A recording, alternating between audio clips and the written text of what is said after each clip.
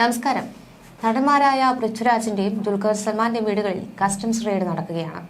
വ്യാജ രജിസ്ട്രേഷനിലൂടെ നികുതി വെട്ടിപ്പ് നടത്തി ഭൂട്ടാനിൽ നിന്ന് ഇന്ത്യയിലേക്ക് വാഹനം എത്തിക്കുന്നവരെ കണ്ടുപിടിക്കാനുള്ള ഓപ്പറേഷൻ നുഖേറിന്റെ ഭാഗമായിട്ടാണ് ഇത്തരത്തിലൊരു റെയ്ഡ് നടക്കുന്നത്. ഇതിന്റെ കൂടുതൽ വ്യക്തമായ വിവരങ്ങളിലേക്കാണ് നമ്മൾ കടക്കുന്നത്. എന്താണ് അപ്പോൾ ഇതിന്റെ ഡീറ്റെയിൽസ്? നമുക്കറിയാം, ഈ നടന്മാര് അല്ലെങ്കിൽ നടിമാര് ഇപ്പൊ സെലിബ്രിറ്റികളാകുമ്പോൾ അവരെ സംബന്ധിച്ച് ഏറ്റവും വലിയ കാര്യം പ്രധാനമായിട്ടും ഈ ആഡംബര കാറുകൾ ഇറക്കുക എന്നുള്ളതാണ്.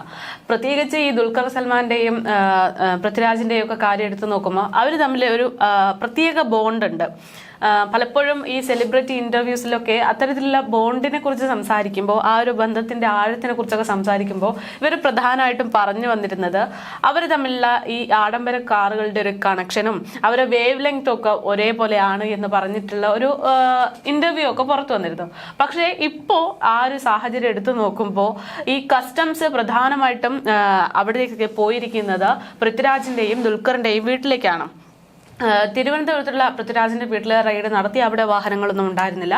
പക്ഷേ പിന്നീട് അദ്ദേഹത്തിന്റെ മറ്റ് വീടുകളിലേക്ക് റെയ്ഡ് വ്യാപിപ്പിച്ചപ്പോൾ രണ്ടുപേരുടെയും, ദുൽഖറിന്റെയും അതുപോലെ തന്നെ പൃഥ്വിരാജിന്റെയും വീട്ടിൽ നിന്നും ഓരോ വാഹനങ്ങൾ വീതം കണ്ടെത്തിയിരിക്കുന്നു എന്നുള്ള സ്ഥിരീകരണത്തിലേക്കാണ് കാര്യങ്ങൾ പോകുന്നത്. നികുതി വെട്ടിച്ചാണ് ഇവർ വാഹനം ഇന്ത്യയിൽ എത്തിച്ചിരിക്കുന്നത് എന്ന് പറയുമ്പോൾ 8ഓളം വാഹനങ്ങളാണ് എത്തിച്ചിരിക്കുന്നത് എന്ന് പറയുന്നു. ഈ 8 2 കേരളത്തിൽ ഉണ്ട് എന്ന് സ്ഥിരീകരണം വരുമ്പോൾ അതിലൊരു വലിയൊരു ഗുരുതരമായിട്ടുള്ള വിഷയം എന്ന് പറയുന്നത് മലയാളികളാണ് വലിയൊരു തട്ടിപ്പിന് മുന്നിൽ നിൽക്കുന്നത് എന്നുള്ളതാണ്.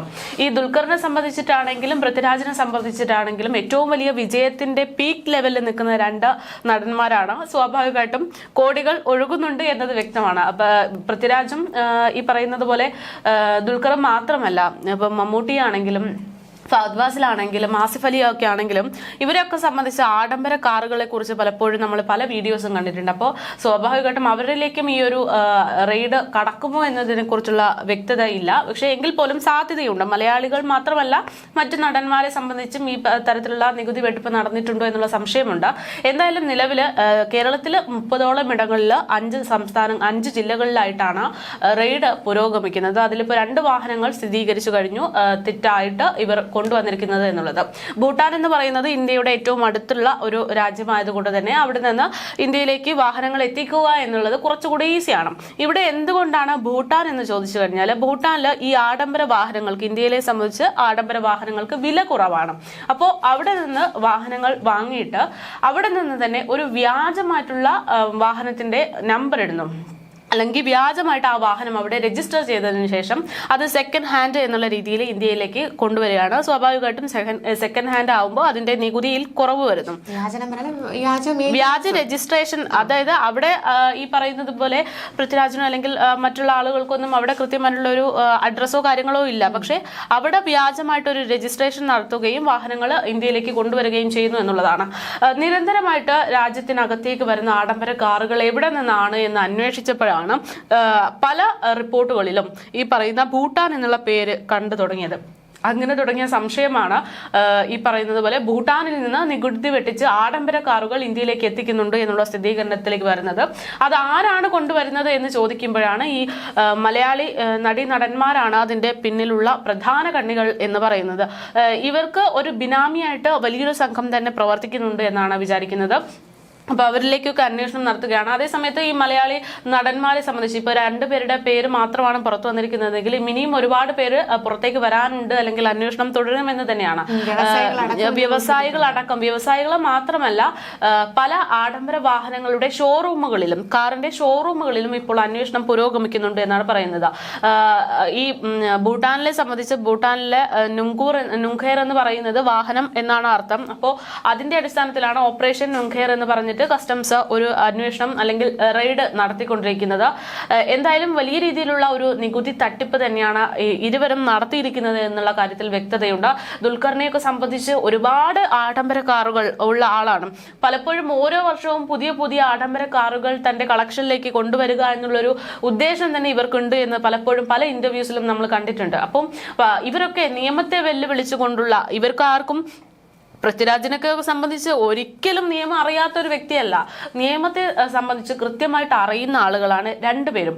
അപ്പോൾ എല്ലാം അറിഞ്ഞുകൊണ്ട് നികുതി വെട്ടിപ്പിന് മുന്നിട്ടിറങ്ങി എന്നുള്ളതാണ് ഇവിടെ ഏറ്റവും വലിയ പ്രശ്നമായിട്ട് നിൽക്കുന്നത്. എന്തായാലും പൃഥ്വിരാജിനെയും ദുൽഖറിനെയും സംബന്ധിച്ച് രണ്ടുപേർക്കും ഓരോ വാഹനങ്ങൾ വീതം ഇപ്പോൾ കണ്ടെത്തിയിട്ടുണ്ട്. ഇനിയും ഒരുപാട് വാഹനങ്ങൾ അവർക്ക് സ്വന്തമായിട്ടുണ്ട്. അപ്പോൾ മുന്നോട്ടുള്ള അന്വേഷണത്തിൽ സ്വാഭാവികമായിട്ടും അതുപോലെ തന്നെ കണ്ടെത്തി കഴിയുകയാണെങ്കിൽ അവർ എത്തിച്ചുള്ള വാഹനങ്ങളിൽ മിക്കതും അതായത് 8ഓളം വാഹനങ്ങളാണ് കൊണ്ടുവന്നിരിക്കുന്നത് എന്നാണ് ഇപ്പോൾ കസ്റ്റംസ് പറയുന്നത്.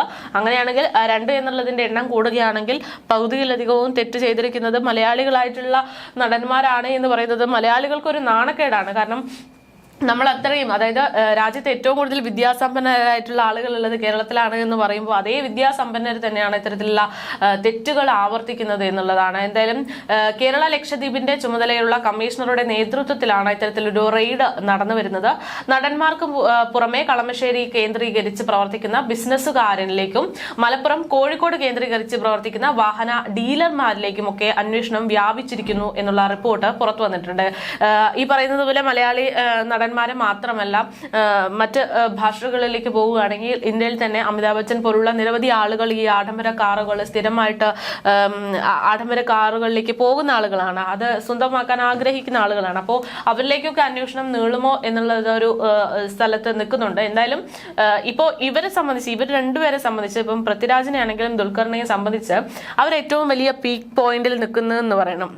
ഇപ്പോൾ ലോക എന്നുള്ള ഒരു സിനിമയിലൂടെ ദുൽഖർ സൽമാനും എമ്പുരാൻ ഇറങ്ങിയതിനു ശേഷം പൃഥ്വിരാജും അവർ നേടിയിട്ടുള്ള പണത്തിന്റെ കണക്കടക്കം അറിയാൻ ആഗ്രഹിക്കുന്ന ഒരു വലിയൊരു സമൂഹം മലയാളികളായിട്ട് ഇപ്പോൾ ഉണ്ട്.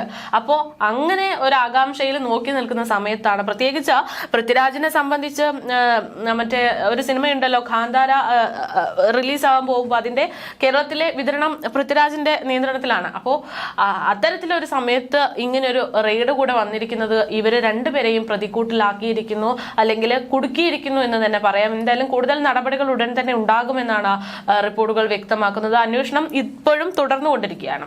എന്തായാലും ഭൂട്ടാനിൽ നിന്ന് കൊണ്ടുവരുന്ന വാഹനങ്ങൾ പഴയ വാഹനങ്ങൾ എന്ന പേരിലാണ് ഇന്ത്യയിൽ രജിസ്റ്റർ ചെയ്ത് നികുതി വെട്ടിക്കുന്നുവെന്നാണ് ഇപ്പോൾ കസ്റ്റംസ് കണ്ടെത്തിയിരിക്കുന്നത്.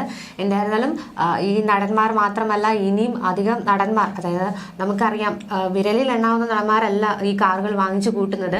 അപ്പോൾ അത്തരത്തിൽ നടന്മാരടക്കമുള്ളവർ വ്യവസായികളിലേക്കും ഇത്തരത്തിൽ അന്വേഷണം നടക്കുകയാണ്.